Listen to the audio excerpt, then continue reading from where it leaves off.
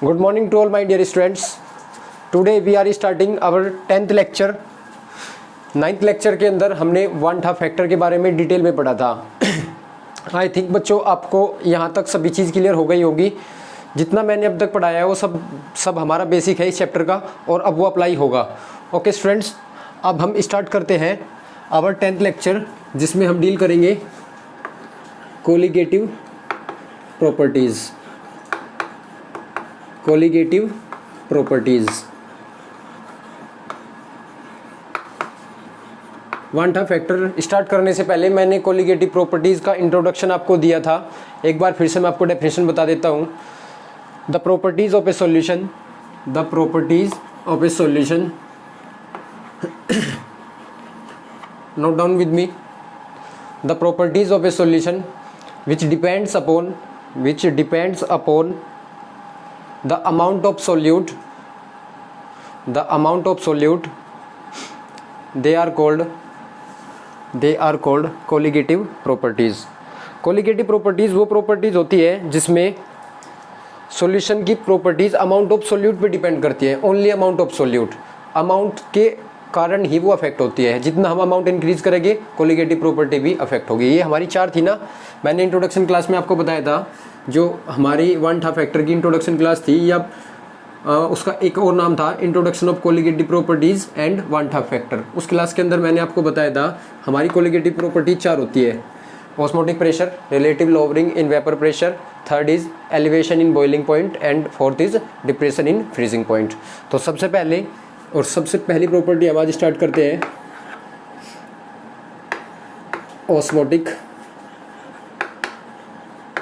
Osmotic pressure. The first one is osmotic pressure. Note down.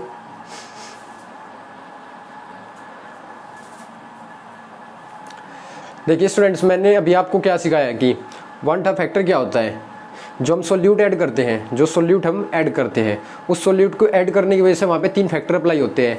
या तो non electrolyte होता है या वो इलेक्ट्रोलाइट होता है, मतलब कि वो डिसोसिएट हो सकता है, और तीसरा हमारा एसोसिएट हो सकता है.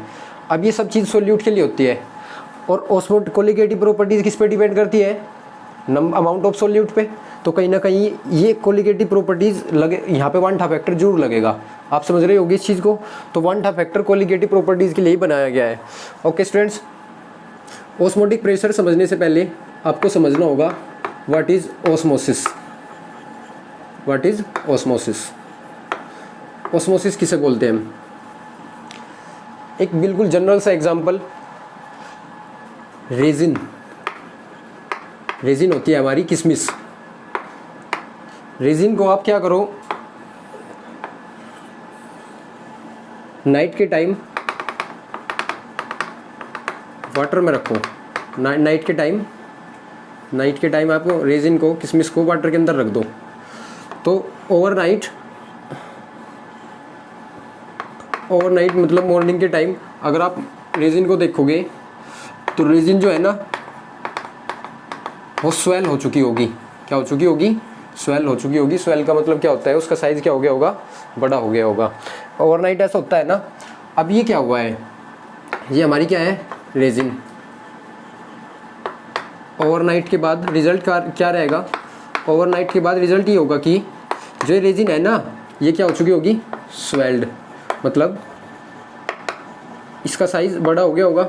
अब ये क्या होता है? ये तो आपको बेसिक सी चीज़ें पता होती है कि जो यहाँ पे जो वाटर होता है ना, यहाँ पे जो वाटर है और इस रेजिन के लेयर के थ्रू वो पानी क्या करता है? इसके अंदर एंटर कर जाता है.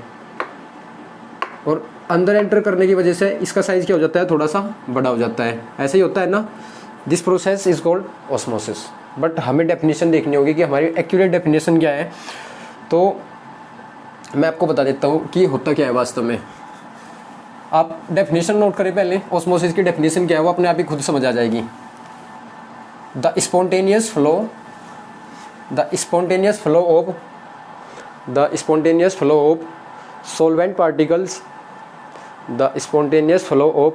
solvent particles from dilute solution to from dilute solution to concentrated solution, dilute to concentrated solution through semi permeable membrane, through semi permeable membrane.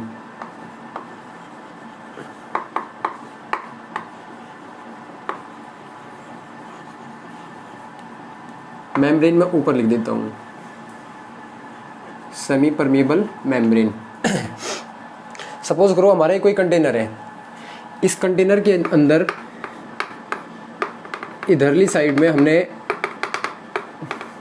कोई डाइल्यूट सॉल्यूशन फिल कर लिया, डाइल्यूट सॉल्यूशन, और इधरली साइड में मैंने क्या किया, इधरली साइड में मैंने क्या कॉन्सेंट्रेटेड सॉल्यूशन फिल कर लिया है। ठीक है स्टूडेंट्स। अब डाइल्यूट सॉल्यूशन क्या होता है, जिसमें अमाउंट ऑफ सोल्यूट कम हो हमारा, और कॉन्सेंट्रेटेड सॉल्यूशन क्या होता है, जिसमें अमाउंट ऑफ सोल्यूट हमारा ज़्यादा हो। ये चीज़ मैंने आपको स्टार्टिंग में बताई थी। अब ये डाइल्यूट है ना, डाइल्यूट में क्या होता है, फिक्का होता है, और ये कॉन्सेंट्रेटेड वाला हमारा गाढ़ा होता है। इनकी डेफिनेशन सभी क्लियर है आपको। अब ये जो बीच में है ना, ये हमारी सेमी परमेबल मेम्ब्रेन, शॉर्ट में हम लिखेंगे SPM, शॉर्ट में हम क्या लिखेंगे, SPM, सेमी परमेबल मेम्ब्रेन। अब होता क्या है कि जैसे ही डाइल्यूट सॉल्यूशन और concentrated solution semi permeable membrane के कांटेक्ट में आते हैं, तो मैं पहले आपको थोड़ा सा सेमी परमेबल मेम्ब्रेन के बारे में बता देता हूँ। Semi permeable membrane, semi permeable membrane दो टाइप की होती है हमारी। एक तो हमारी ये नेचुरल होती है, और ये हमारी एक हमारी ये आर्टिफिशियल होती है, आर्टिफिशियल। अब जो एनिमल सेल मेम्ब्रेन होती है ना, एनिमल सेल मेम्ब्रेन, वो तो हमारी क्या होती है, नेचुरल सेमी परमेबल मेम्ब्रेन। और ये हमारे और क्या बोलते हैं उन्हें, कोऑर्डिनेशन कंपाउंड्स की मेम्ब्रेन होती है, वो आर्टिफिशियल बनाते हैं। आर्टिफिशियल तो हम ये अपने लिए बनाते हैं। अब देखो आप, सेमी परमेबल मेम्ब्रेन को बोलते हैं हम अर्धपारगम्य झिल्ली, मतलब एक प्रकार की ये मेम्ब्रेन होती है, झिल्ली होती है। अब इसका लॉजिक क्या है कि ये अगर ये मेम्ब्रेन हम ऐसी बना रहे हैं तो इसमें बहुत ही हल्के हल्के क्या होंगे, छिद्र होंगे, जिसे हम बोलते हैं पोरस। क्या होंगे, हल्के हल्के छिद्र होंगे। और वो जो पोरस होता है ना, जो मतलब होल्स होते हैं, वो बहुत ही स्मॉल साइज़ के होते हैं, स्मॉल साइज़ के, स्मॉल साइज़ ही होते हैं। अब इसका क्या फ़ायदा है, हमारे सॉल्यूशन के अंदर दो चीज़ें होती हैं। हमारे सॉल्यूशन के अंदर क्या होता है, दो चीज़ें होती है, एक सोल्यूट होता है और एक हमारे कौन होता है, सॉल्वेंट। अभी स्टूडेंट्स आप ये बताइए कि जो सोल्यूट होता है उसका साइज़ कैसा होता है। जो हमारा सोल्यूट होता है, सोल्यूट और सॉल्वेंट में किसका साइज़ ज़्यादा होता है। अब ये बात आपको खुद ही समझनी होगी। सोल्यूट और सॉल्वेंट में जो सोल्यूट पार्टिकल्स होते हैं उनका साइज़ बड़ा होता है, और सॉल्वेंट पार्टिकल का साइज़ हमेशा क्या होता है, छोटा होता है। शुगर और वाटर को एग्जांपल से रखा, आप दिमाग में आपको याद रहेगा। शुगर जो है ना, चीनी, उसके पार्टिकल्स बड़े बड़े हैं, और जो हमारा वाटर है उसके पार्टिकल्स जो है छोटे हैं। तो सोल्यूट का साइज़ बड़ा होता है, सॉल्वेंट पार्टिकल्स का साइज़ छोटा होता है। अब ये जो सेमी परमेबल मेम्ब्रेन के अंदर जो हमारे छिद्र होते हैं, जो पोरस होते हैं, ये होल्स होते हैं, इन पोरस में को केवल सोल्यूट पार्टिकल्स कभी पास नहीं करते। कौन नहीं होते, हमारे सोल्यूट पार्टिकल्स कोई अलाउ नहीं करता। ये किसे अलाउ करे, केवल it allows to the solvent particles only. ये बात आप नोट कर ले कि semi permeable membrane allows to the solvent particle to pass through it। तो सेमी परमेबल मेम्ब्रेन का लॉजिक होता है कि ये केवल सॉल्वेंट पार्टिकल को ही अलाउ करती है अपने अंदर से पास होने को, सोल्यूट पार्टिकल्स को ये अलाउ नहीं करती। और दो प्रकार की हमारी होती है, एक जो हम खुद बनाते हैं और एक जो नेचर में हमें ये मिलती है। अब देखिए आप, ये हमारी बीच में क्या है, हमारी SPM, सेमी परमेबल मेम्ब्रेन। हमारे इधर डाइल्यूट सॉल्यूशन है, इधर कौन है, कॉन्सेंट्रेटेड। और इधर डाइल्यूट सॉल्यूशन के अंदर भी हमारा एक सॉल्वेंट होगा, और कॉन्सेंट्रेटेड सॉल्यूशन के अंदर भी इधर भी हमारा कोई सॉल्वेंट होगा। अब इस ऑस्मोसिस में क्या होता है कि जो डाइल्यूट सॉल्यूशन का जो सॉल्वेंट पार्टिकल है वो किधर जाने स्टार्ट हो जाता है, कॉन्सेंट्रेटेड की तरफ, किधर जाने स्टार्ट हो जाता है, कॉन्सेंट्रेटेड की तरफ। बट आपको ये बात समझनी होगी कि it is a natural process, osmosis is a natural process. और नेचुरल प्रोसेस हम किसे बोलते हैं, जो अपने आप ही होती है, मतलब नेचुरल प्रोसेस होती है जिन्हें एक्सटर्नल फोर्स अप्लाई करने की रिक्वायरमेंट नहीं है, जो अपने आप ही है। जैसे हवा का बहना, हम कोई फोर्स अप्लाई नहीं कर रहे तो वो अपने आप ही होती रहती है, एक नेचुरल प्रोसेस है। सिमिलरली ऑस्मोसिस भी एक नेचुरल प्रोसेस है, ये भी अपने आप होती रहती है। अगर डाइल्यूट सॉल्यूशन कॉन्सेंट्रेटेड सॉल्यूशन की कई मात्रा में कॉन्टैक्ट में आता है तो डाइल्यूट सॉल्यूशन की इस तरफ से सॉल्वेंट पार्टिकल्स किधर जाने स्टार्ट हो जाते हैं, कॉन्सेंट्रेटेड की तरफ से। बट ये होता क्यों है, ये मैं अभी आपको समझाऊंगा कि होता ऐसा क्यों है। फिलहाल हमें समझना है कि ऑस्मोसिस क्या है। जैसे हमने वाटर के अंदर हमने रेजिन को रखा था, किशमिश को। अब ये देखोगे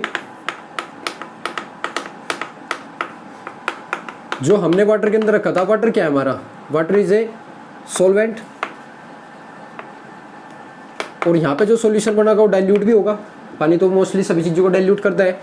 अब जो हमारी रेजिन होती है ना, रेजिन के अंदर भी एक सॉल्यूशन भरा होता है, गाढ़ा सा विस्कस सा होता है एक सॉल्यूशन, आपने देखा होगा जब उस हाथ पे रखते हैं। वो सॉल्यूशन जो होता है वो कैसा होता है, डेट इज़ कॉन्सेंट्रेटेड, उसी की वजह से वो मीठी लगती है हमें। वो कैसा होता है, कॉन्सेंट्रेटेड। ये बार वाला कैसा है, डाइल्यूट है वाटर के कारण। अब ये पार्टिकल्स इसमें जाने स्टार्ट हुआ, बताओ कहाँ से कहाँ पे गया, dilute to concentrated, dilute to concentrated. यहाँ पे अगर सोल्यूट पार्टिकल्स भी होते तो ये हमारा डाइल्यूट रहता, सॉल्वेंट हमारा वाटर है ना, तो ये इसके अंदर एंटर करना स्टार्ट करता। हम क्या बोल रहे हैं कि ये डाइल्यूट से कहाँ पे जा रहा, कॉन्सेंट्रेटेड की तरफ। और जब ये डाइल्यूट से कॉन्सेंट्रेटेड की तरफ जाता है तो हम इस प्रोसेस को क्या बोलते हैं, ऑस्मोसिस। यहाँ पे मैंने अलग से डायग्राम से आपको बताया, this process is called osmosis. अभी तक ऑस्मोसिस पता लगा है हमें। ऑस्मोसिस क्या होता है, सेमी परमेबल मेम्ब्रेन की सहायता से जब डाइल्यूट सॉल्यूशन के सॉल्वेंट पार्टिकल्स कॉन्सेंट्रेटेड सॉल्यूशन की तरफ को मूव करते हैं तो इस प्रोसेस को हम क्या बोलते हैं, this is called osmosis. Okay students, but osmosis जो है ना, मतलब ऑस्मोसिस का नुकसान होता है। मैं अगर हमारा वाटर सपोज करो कहीं पे एसपीएम के थ्रू वाटर, हमारा प्योर वाटर कॉन्सेंट्रेटेड सॉल्यूशन के कांटेक्ट में आ जाए और ये प्रोसेस होनी स्टार्ट हो जाए, तो हमारा वाटर जो है ना, प्योर वाटर, वो कॉन्सेंट्रेटेड की तरफ जाके इम्प्योर होना स्टार्ट हो जाएगा। तो ऐसे केस में हम क्या करते हैं, ऑस्मोसिस को रोकने की कोशिश करते हैं कि इस प्रोसेस को होने से रोक लें हम। जैसे हम रेजिन के अंदर हमारा कौन एंटर कर गया, वाटर, किशमिश के अंदर कौन एंटर कर गया, पानी। अब अगर वो पानी ऐसी कोई बड़ी प्रोसेस चल जाए लार्ज स्केल पर तो क्या होगा, सारा पानी उसमें अंदर चला जाएगा, तो वाटर का वेस्टेज होगा। तो ऐसे केस में हम क्या करते हैं,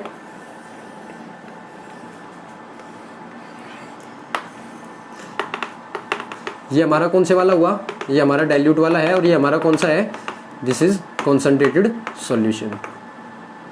ये क्या हमारी एसपीएम, ये हमारा कौन सा है, डाइल्यूट, और ये कौन सा है हमारा, कॉन्सेंट्रेटेड। अब ये पार्टिकल्स इधर से इधर जाएंगे।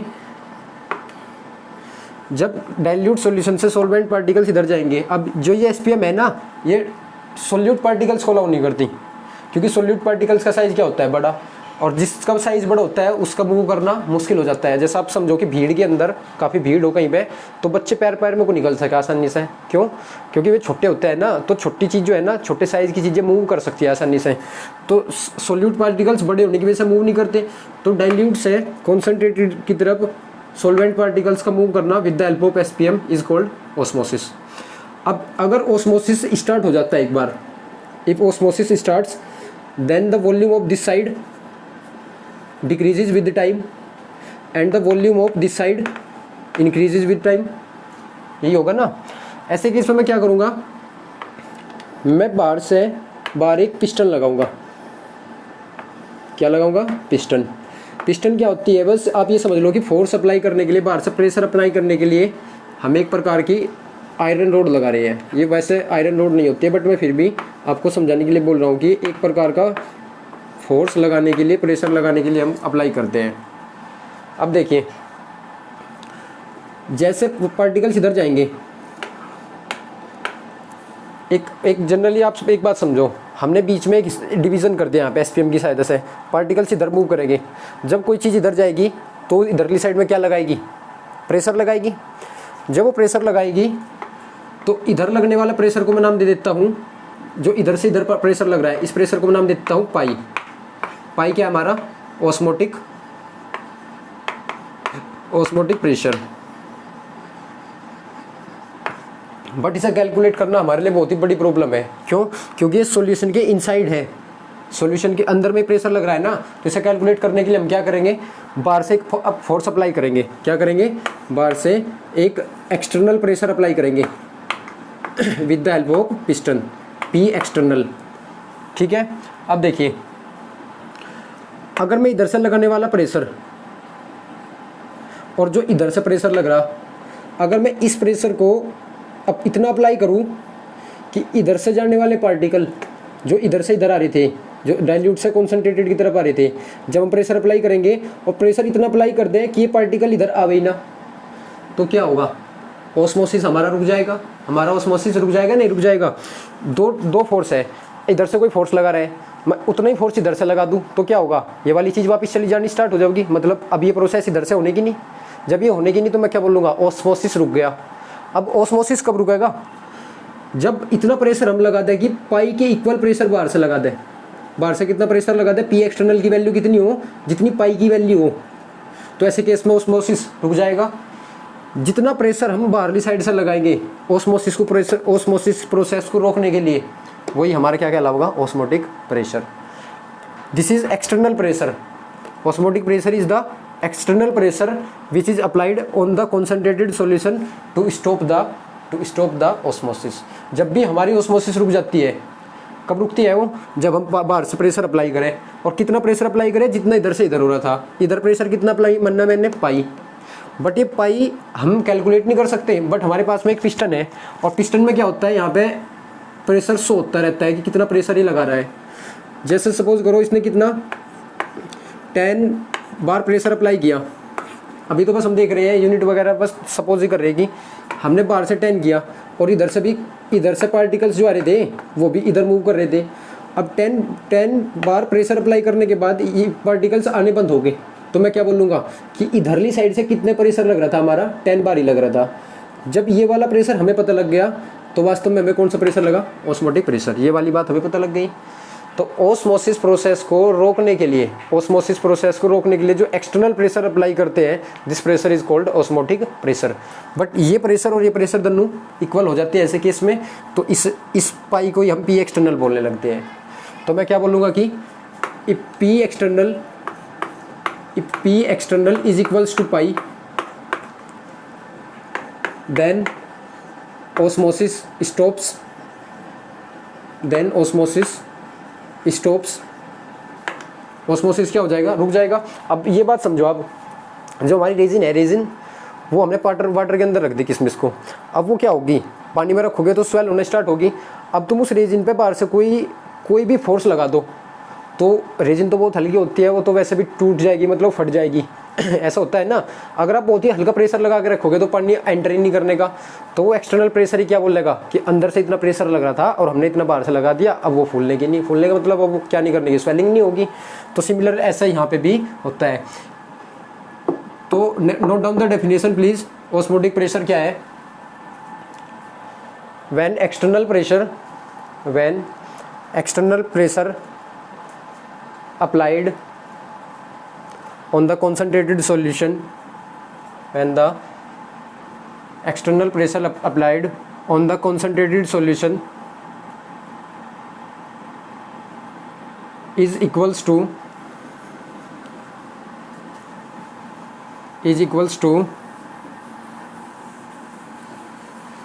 सॉरी, थोड़ा चेंज करें डेफिनेशन में। आप थोड़ा डेफिनेशन में चेंज करें। ये डेफिनेशन ऐसे नहीं होगी। द प्रेशर एट विच, ये थोड़ी आसान है, ये थोड़ी अच्छी डेफिनेशन है। The pressure at which osmosis stops,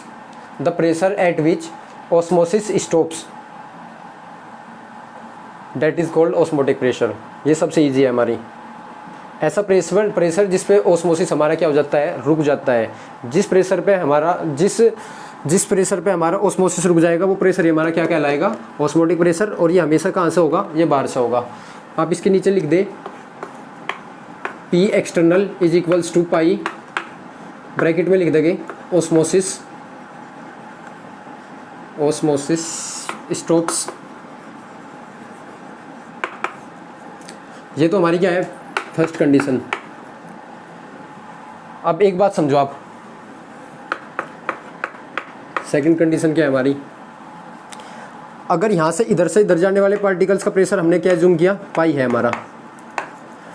अगर पाई की वैल्यू ग्रेटर देन हो पी एक्सटर्नल से, क्या बोला है मैंने, अगर पाई की वैल्यू बड़ी हो पी एक्सटर्नल से, मतलब इधर से ज़्यादा लगने वाला प्रोसेस ज़्यादा हो, प्रेशर ज़्यादा हो, तो इसका वॉल्यूम इंक्रीज़ करेगा और इसका वॉल्यूम डिक्रीज़ करेगा। हम बोल लेंगे ऑस्मोसिस हैपनिंग, ऑस्मोसिस हो रही है।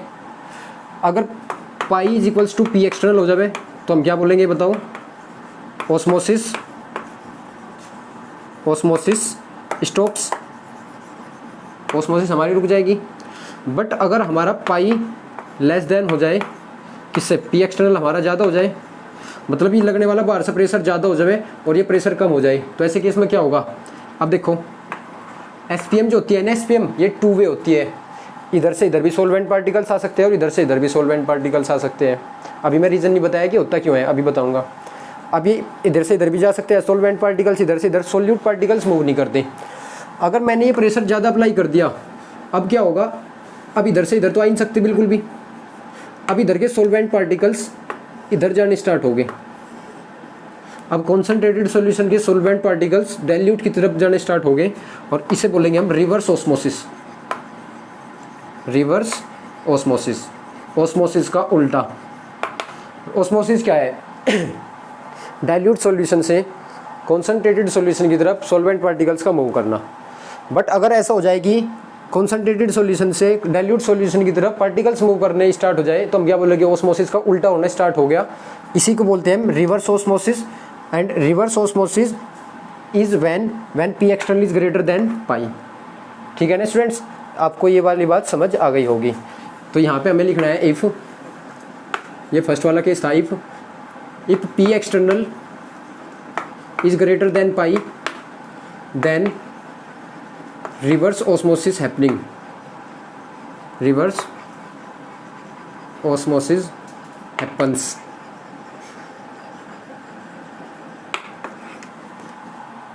रिवर्स ऑस्मोसिस की डेफिनेशन नोट करें आप। What is reverse osmosis,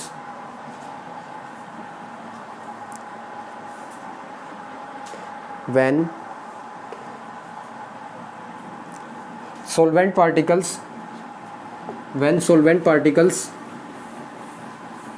moves towards dilute solution from concentrated solution, this process is called reverse osmosis। अगर आपने ध्यान से देखा हो, रिवर्स ऑस्मोसिस इसे हम शॉर्ट में क्या बोलेंगे, आर ओ। क्या बोलेंगे, आर ओ। जो हमारे घर में आर ओ लगे होते हैं, ये हमारी किस प्रोसेस पे किस प्रोसेस के आधार पर काम करते हैं, that is reverse osmosis. R O का फुल फॉर्म होगा रिवर्स ऑस्मोसिस। अब देखिए आप, ये कैसे होता है, हमारे आर ओ का क्या काम होता है, इम्प्योर वाटर को प्योर करना। अब आप समझिए कैसे होता है। इस वाले कंटेनर में मैं एज्यूम कर लेता हूँ हमारे यहाँ पे क्या है, हमारे यहाँ पे है इम्प्योर वाटर,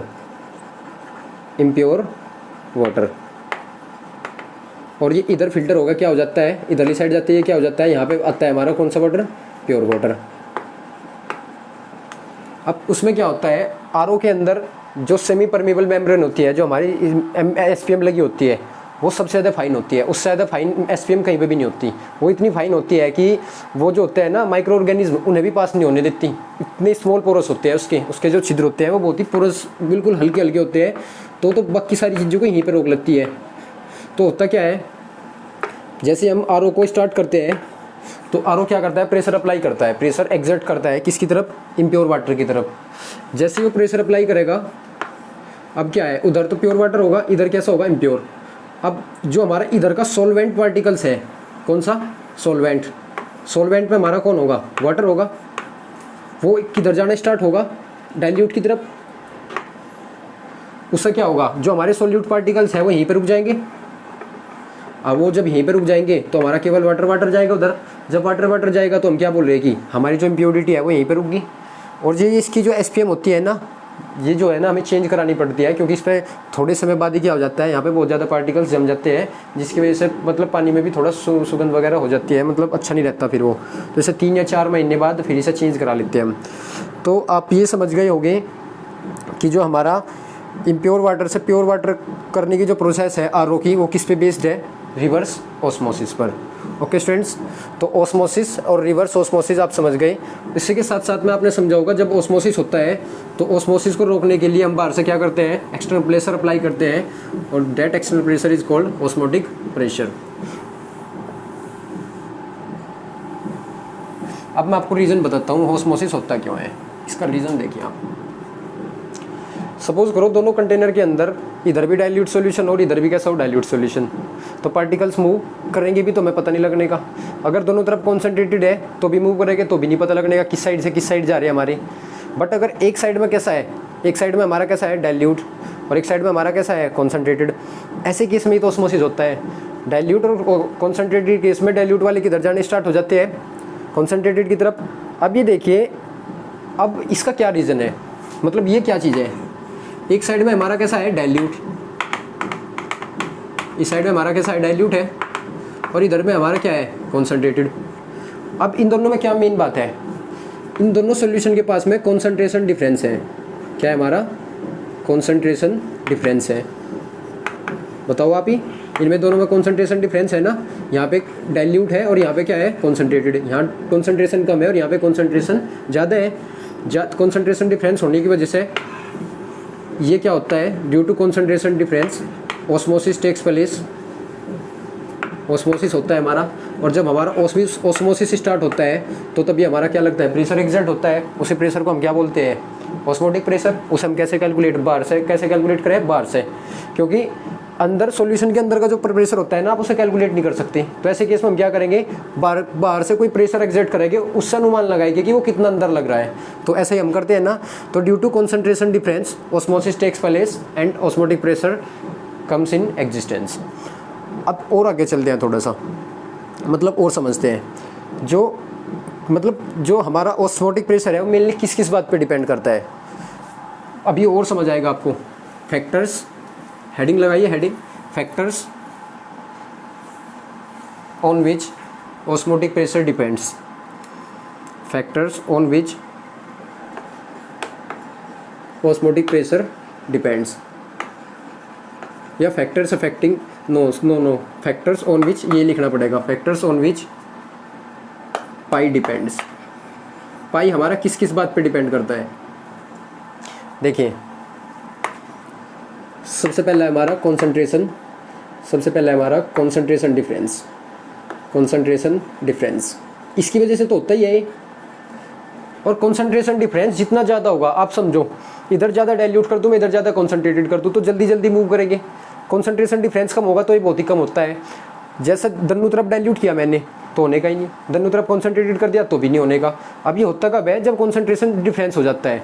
तो मैं क्या बोलूँगा, pi is directly proportional to, pi is directly proportional to delta C बोलना चाहिए। Delta C is concentration difference. But concentration difference को मेजर नहीं कर पाते तो हम क्या करते हैं, केवल pi is directly proportional to C कर लेते हैं न्यूमेरिकल पॉइंट से भी। हमें न्यूमेरिकल भी तो सोल्व करने हैं ना, तो हम C is equals to n upon B खोल लेंगे आगे। कॉन्सेंट्रेशन क्या होती है, number of moles present in unit volume. तो पहला फैक्टर क्या हुआ, ये वाला। अब इसी से आपको प्रूव करना होगा, देखो ऑस्मोटिक प्रेशर एक कोलिगेटिव प्रॉपर्टी है।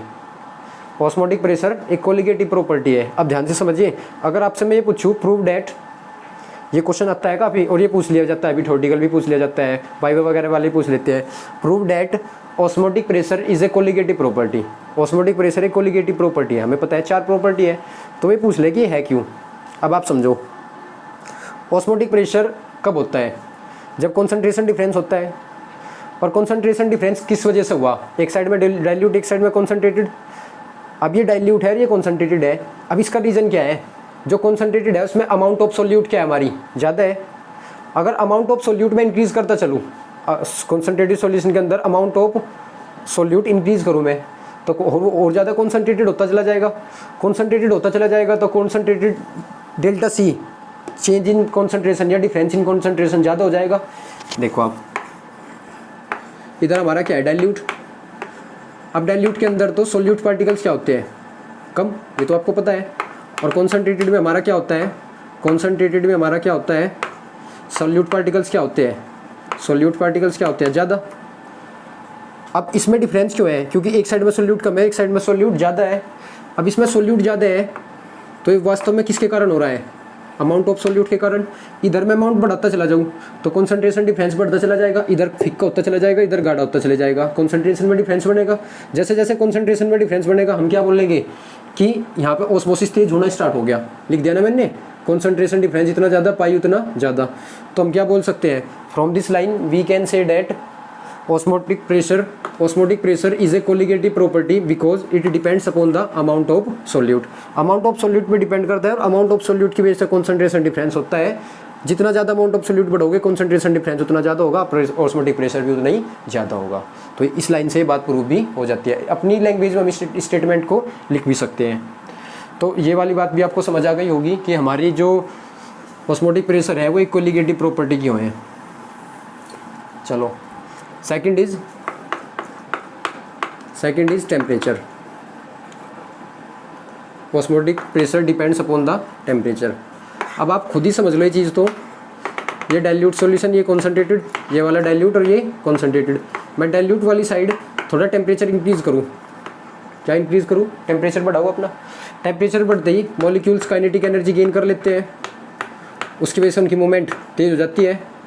और मूवमेंट तेज़ हो जाएगी तो हम क्या बोलेंगे कि ऑस्मोसिस तेज हो रहा है। ऑस्मोसिस तेज हो रहा है तो प्रेशर भी ज़्यादा अप्लाई करेगा, प्रेशर ज़्यादा अप्लाई करेगा तो हमें बाहर से भी ज़्यादा प्रेशर लगाना पड़ेगा। तो ऐसे केस में पाई भी हमारा इंक्रीज़ होगा, होगा या नहीं होगा। तो pi is directly proportional to T. दूसरा फैक्टर क्या हमारा, टेम्परेचर। ऑस्मोटिक प्रेशर उतना ही ज़्यादा होगा जितना हमारा टेम्परेचर जितना ज़्यादा होगा ऑस्मोटिक प्रेशर भी हमारा उतना ही ज़्यादा होगा। That is second. From equation first and second, from equation first and second, pi is directly proportional to ct।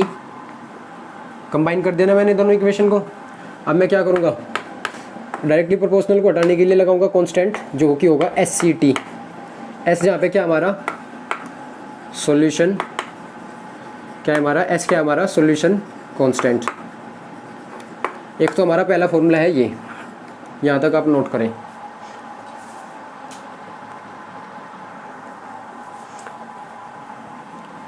पाई बराबर एस सी टी। अब सुनो आप थोड़ा, जो एस की वैल्यू है ना, हर एक कांस्टेंट की एक पर्टिकुलर वैल्यू होती है। जो एस की जो वैल्यू है वो आर के इक्वल पाई गई है। आर क्या हमारा गैस कांस्टेंट, इसकी वैल्यू अभी बताऊंगा मैं क्या क्या होती है, 8.314 वगैरह जो भी होती है इसके बारे में अभी बात करेंगे। तो S की वैल्यू प्रैक्टिकली जब चेक करी गई, सॉल्यूशन कांस्टेंट की वैल्यू, अभी सॉल्यूशन की फॉर्म में है तो सॉल्यूशन कांस्टेंट बोल दिया। जो सॉल्यूशन कांस्टेंट की वैल्यू पाई गई है तो वो R की इक्वल पाई गई है। तो मैं क्या करूँगा, मैं S को R से रिप्लेस कर दूंगा, RCT। क्या हो गया ये हमारा RCT। एक ये फॉर्मूला है, बट ये दोनों एक ही चीज़ है ना। अभी और इन्हें खोल कर बात करेंगे, यहाँ तक आप नोट कर लें।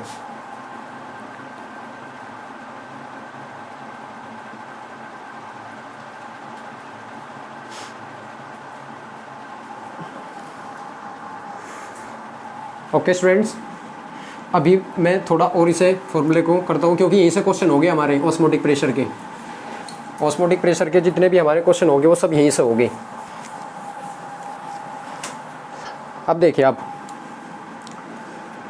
पाई बराबर RCT।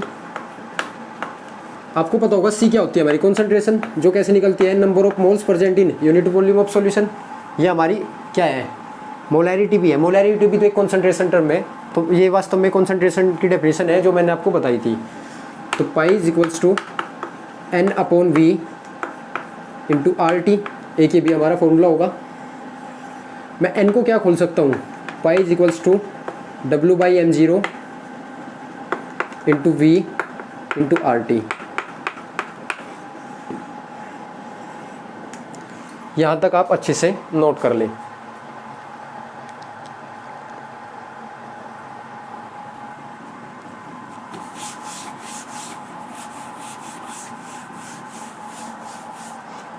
अब देखिए, थोड़ा सा और समझना होगा आपको, न्यूमेरिकल पॉइंट से ये बात सबसे ज़्यादा इंपॉर्टेंट होने वाली है।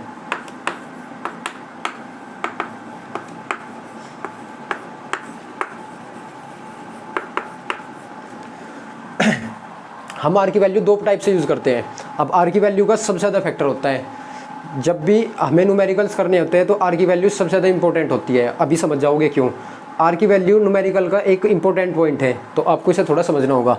अगर मैं आर की वैल्यू रखता हूँ R is equals to 8.314 joule per mole kelvin, तो देखो आपको जो वॉल्यूम लेना होगा, वो वॉल्यूम जो आपको यहाँ पे रखना होगा वो कहीं में रखना होगा आपको सेंटीमीटर क्यूब में।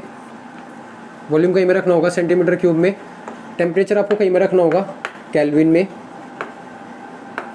और जो पाई की वैल्यू आएगी आपकी वो कहीं में आएगी न्यूटन पर मीटर स्क्वायर।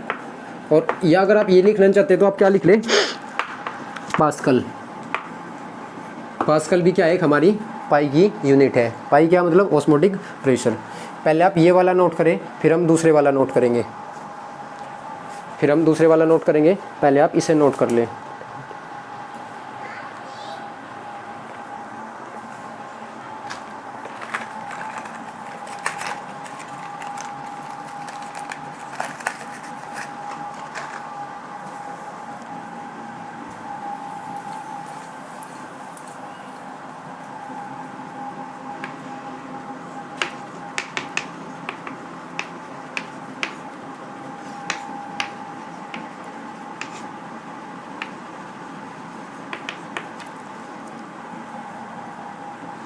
अगर हम R की वैल्यू क्या पुट करते हैं 0.0821 लीटर ATM पर मोल केल्विन, तो हमें वॉल्यूम अब रखना पड़ेगा कहीं में लीटर में,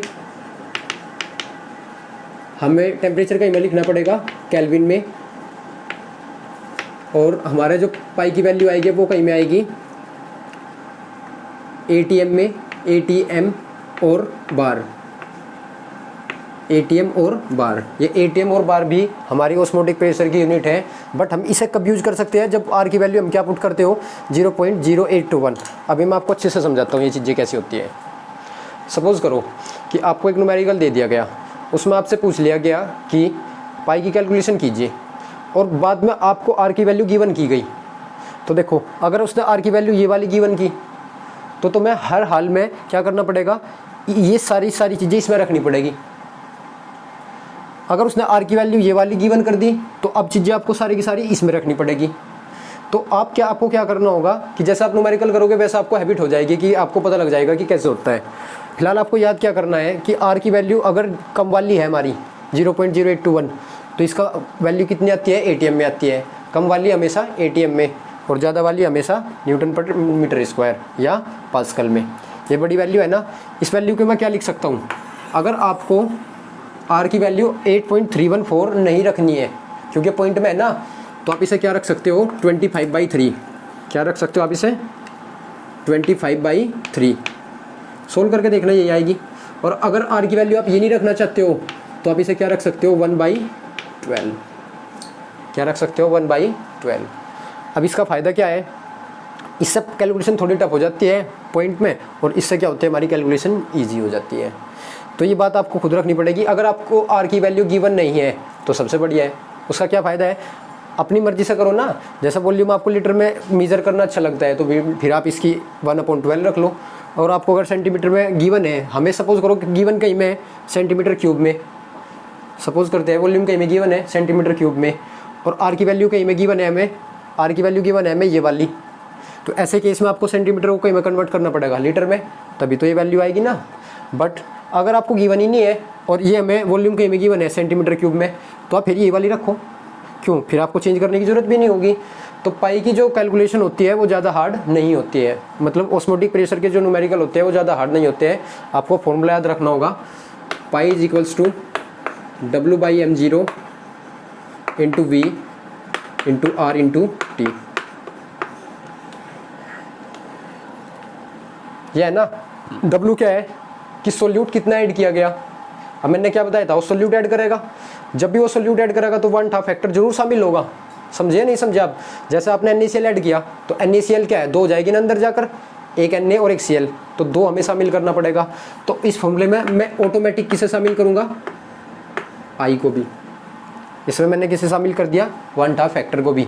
अगर नॉन इलेक्ट्रोलाइट है तो वहाँ पे ऐसे ही जाकर पड़ा रहेगा, तो हम I की वैल्यू क्या रख देंगे 1, तो इससे इस पर कोई इफेक्ट भी नहीं आएगा। अब यहाँ से बहुत सारे क्वेश्चन बनते हैं। अगर I की वैल्यू इंक्रीज करेगी तो प्रेशर, ऑस्मोटिक प्रेशर भी क्या करेगा, इंक्रीज करेगा।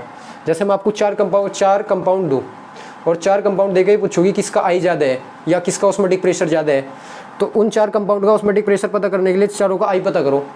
जिसका I ज़्यादा उसका पाई भी ज़्यादा। I कैसे पता लगता है वो आपको लास्ट 2 लेक्चर में मैंने डिटेल में सिखाया है।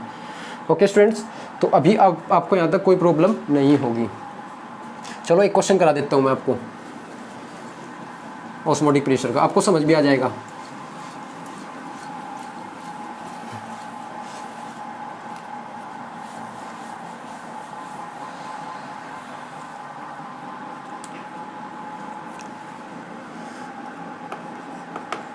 At 27 degree Celsius, at 27 degree Celsius 60 gram glucose is dissolved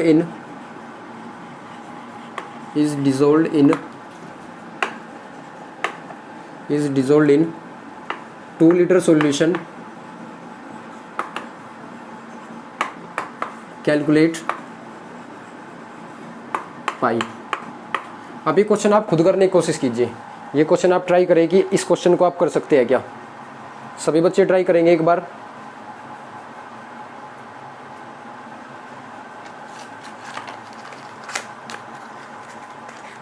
सभी बच्चे ट्राई करें। आप पहले देखें कि गिवन क्या है हमें। चलो देखते हैं। टेम्परेचर कितना है हमारा, 27 डिग्री सेल्सियस। बताओ केल्विन में कितना होगा हमारा ही, 300 केल्विन।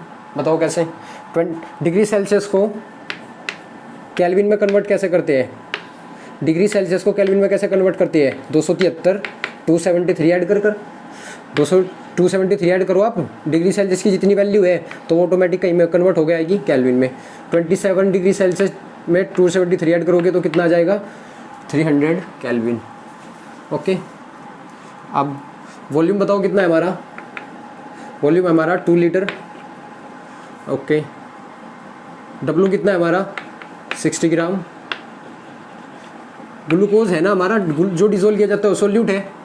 ग्लूकोज का मोलर मास क्या होता है, ग्लूकोज होता है C6H12O6। इसका मोलर मास होता है 180। कितना होता है, 180। अब रखो आप, अब आपको पाई की वैल्यू के बारे में, आर की वैल्यू के बारे में बात नहीं की उसने, की तो नहीं, उसने दिया ही नहीं, मैंने नहीं दिया खुद ही। अब आपको क्या करना, वॉल्यूम देखो आप कहीं में है हमारा, लीटर में है ना, और जब लीटर में रहता है तो आर की वैल्यू हम क्या पुट कर सकते हैं, 1/12 0.0821 पुट कर सकते हैं, नहीं कर सकते हैं। तो आप क्या करो, pi is equals to W/m0 RT और इंटू V। वो भी कहीं में लिखेंगे अभी यहीं पे बस लीटर में रखेंगे क्योंकि वो R की वैल्यू है। तो ठीक है, आप रखो W कितना 60, R कितना 1/12, T कितना 300, M0 कितना 180। और बताओ ये क्या है हमारा, वॉल्यूम कितना है हमारा 2 लीटर 2। इसे आप सोल्व कर लेंगे। सोल्व करने के बाद आपका कहीं में आएगा वैल्यू, कम वाली वैल्यू रखी है ना हमने, 1/12 कम होता है, तो ये कहीं में आएगा हमारा ATM में। कम वाले में हमारा ATM में आता है, दूसरे वाले में हमारा न्यूटन मीटर स्क्वायर या पास्कल में आता है। तो ये ऐसे क्वेश्चन आप कर सकते हैं। नेक्स्ट लेक्चर के अंदर हम क्या करेंगे, अभी हम यहीं पे लेक्चर को रोकेंगे। नेक्स्ट लेक्चर के अंदर हम ऑस्मोटिक प्रेशर के जितने भी न्यूमेरिकल्स है, या इसकी जो केस स्टडी भी होती है, अभी ऑस्मोटिक प्रेशर की केस स्टडी होती है कि हम इसके अलग अलग केस स्टडी करते हैं कि अगर एक से ज़्यादा सोल्यूट होता है, नॉन रिएक्टिंग सॉल्यूशन होता है, तो केस स्टडी भी करेंगे। और केस स्टडी के बाद फिर हम न्यूमेरिकल्स स्टार्ट करेंगे। तो अभी तक आपको ऑस्मोटिक प्रेशर समझ आ जाना चाहिए और ऑस्मोटिक प्रेशर को कैलकुलेशन भी आपको समझ आनी चाहिए कि हम इसकी कैलकुलेशन कैसे करते हैं। सोल्यूट पे डिपेंड करता है और सोल्यूट भी ये देखना पड़ता है कि हमारा किस टाइप का है। अब ये देखो आप, ये ग्लूकोज है हमारा, ग्लूकोज जो है ना हमारा कैसा है, एक ऑर्गेनिक कंपाउंड। ऑर्गेनिक कंपाउंड कैसे होते हैं हमारे, नॉन इलेक्ट्रोलाइट्स, और नॉन इलेक्ट्रोलाइट्स के लिए आई की वैल्यू कितनी होती है, 1। तो मैं फॉर्मूले में शामिल भी नहीं किया था, आई भी शामिल नहीं किया था, क्योंकि आई इसलिए शामिल नहीं किया था क्योंकि इसका कोई इफेक्ट भी नहीं पड़ने वाला, क्योंकि नॉन इलेक्ट्रोलाइट का कोई इफेक्ट ही नहीं होता है। तो 1 लिख दिया मैंने, अब फिर भी कोई इफेक्ट नहीं होगा वैल्यू पे। चलो कर लोगे ना आप, आई भी शामिल करना होता है आपको, तो आई भी इंक्लूड करेंगे हम। ऑस्मोटिक प्रेशर या जितनी भी कोलिगेटिव प्रॉपर्टी है उन सभी के फॉर्मूले आ जाने के बाद ऑटोमेटिक हम आई को इंक्लूड कर लेते हैं, क्योंकि आई का इफेक्ट होता है। एक लास्ट क्वेश्चन और है, एक लास्ट क्वेश्चन है आपसे।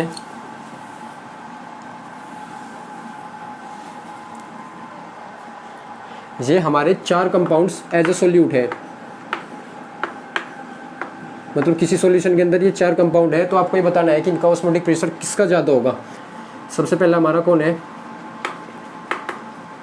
Al2SO4 की होल थ्राइस, AlCl3, MgCl2 और यूरिया। ओके, ये 4 सॉल्यूशन है हमारे, जो इनमें ये हमारे मेन सॉल्यूट की तरह बिहेव कर रहे हैं किसी सॉल्यूशन में। ये इनके सॉल्यूशन प्रिपेयर किए हमने, मतलब ये सॉल्यूट की तरह बिहेव कर रहे हैं। तो इनमें से सबसे ज़्यादा पाई किसका होगा, सोचिए आप किसका ज़्यादा होगा। अब पाई या तो टेम्परेचर पे डिपेंड करता है या कॉन्सेंट्रेशन पे। अब यहाँ पे ना तो पाई है, मतलब नया तो यहाँ पे कॉन्सेंट्रेशन गिवन है, ना यहाँ पे कॉन्सेंट्रेशन गिवन है, ना यहाँ पे टेम्परेचर की कोई बात गिवन है। तो ऐसे केस में आपको किस पे ध्यान देना होगा, 1/2 फैक्टर पे। इसका 1/2 फैक्टर कितना है, यूरिया का ऑर्गेनिक कंपाउंड है, ऑर्गेनिक कंपाउंड्स नॉन इलेक्ट्रोलाइट होते हैं, तो 1। MgCl2 में 1 Mg और 2 Cl, 3 आयन हो गए टोटल 1 मोल से। AlCl3 में 1 Al का और 3 Cl के, टोटल कितने हुए हमारे 4। यहाँ से 2 Al के और 3 किसके हमारे सल्फेट के, 2 एल्यूमिनियम के और 3 सल्फेट के, टोटल कितने हुए हमारे 5। सबसे ज़्यादा आई किसका है, जिसका आई ज़्यादा होगा उसका पाई भी ज़्यादा होगा। तो सबसे ज़्यादा किसका है हमारा, Al2SO4 एल्यूमिनियम सल्फेट, Al2SO4 की whole thrice aluminium sulphate having 1/2 factor 5, so it's pi will be maximum. Okay students, अभी ऐसा कैसे होता होगा कि जैसा आप इसे डालोगे तो इसके पार्टिकल्स ज़्यादा हो जाएंगे। जब इसके पार्टिकल ज़्यादा फैल जाएंगे, भाई इसके कितने पार्टिकल हैं हमारे यूरिया के, 1 पार्टिकल है। अब वो 1 पार्टिकल सॉल्यूट में कॉन्सेंट्रेशन डिफरेंस ज़्यादा नहीं कर पाने का हमारी मेन क्या है, हमारी कॉन्सेंट्रेशन डिफरेंस होती है। अब ये एल्यूमिनियम सल्फेट का 1 मोल डाला था, 5 मोल हो गए अंदर जाकर, तो ये तो कॉन्सेंट्रेशन में डिफरेंस ज़्यादा क्रिएट कर देंगे। कॉन्सेंट्रेशन में डिफरेंस क्रिएट जितना ज़्यादा होगा, ऑस्मोटिक प्रेशर भी उतना ही ज़्यादा होगा। ऑस्मोटिक प्रेशर ज़्यादा होगा तो यही तो शामिल होगा फिर। मतलब आपको प्रैक्टिकली भी समझना होता है कि होता कैसे है। आप फॉर्मूले बेस पर आप सीधा डायरेक्ट कर दो वो तो अलग बात है, तो क्वेश्चन कर रहे हैं आप। आपको समझना है कि 1/2 फैक्टर 5 हो गया तो इसका क्या फ़ायदा है। 5 होने का ये फ़ायदा है कि जैसे वो 5 हो गया तो 5 टाइप के हो गए, पहले वो 1 टाइप का था, अब 5 हो गए एल्यूमिनियम सल्फेट के मोल्स अंदर जाकर, तो वो सोल्यूट के रूप में ज़्यादा फैल गए तो कॉन्सेंट्रेटेड हो जाएगा। ज़्यादा कॉन्सेंट्रेटेड हो जाएगा तो क्या होगा, ऑस्मोसिस तेज हो जाएगा। ऑस्मोसिस तेज हो जाएगा तो पाई भी इंक्रीज़ करेगा। तो यहाँ तक आप क्वेश्चन कर सकते हैं। अगर आपको ये वीडियो पसंद आई है तो वीडियो को लाइक करें और शेयर करें और चैनल को सब्सक्राइब करें। Thank you.